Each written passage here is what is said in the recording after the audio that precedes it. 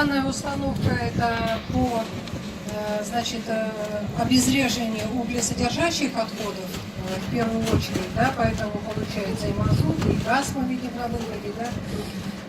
Установка это низкотемпературного пиролиза, температура там 300-500 градусов.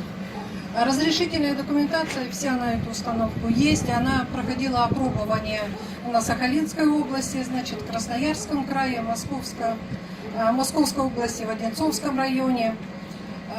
Есть данные, что данная установка эксплуатируется не только в России, но и в 20 странах других, тоже включая Таиланд и Австралию. Мы были здесь, на это Евгений Николаевич нам показывал, мы, по-моему, зимой же были, да, когда установка лежала в разобранном виде, когда он только ее гнал через переправу. Очень много трудностей было, значит, по ее установке. И, наконец, мы видим, что она стоит, действует, вы каждый можете посмотреть.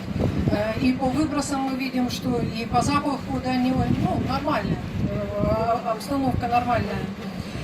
И надо сказать одно, что данная установка, она работает от минус 30 до плюс 40.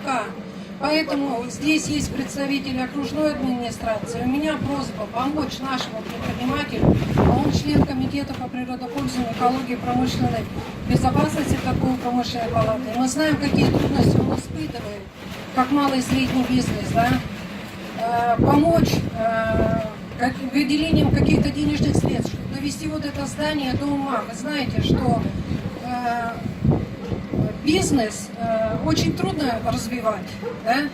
А в области обращения с отходами, тем более, оборудование, оно всегда высокозатратное, очень много, стоимость его зашкаливает за миллионы.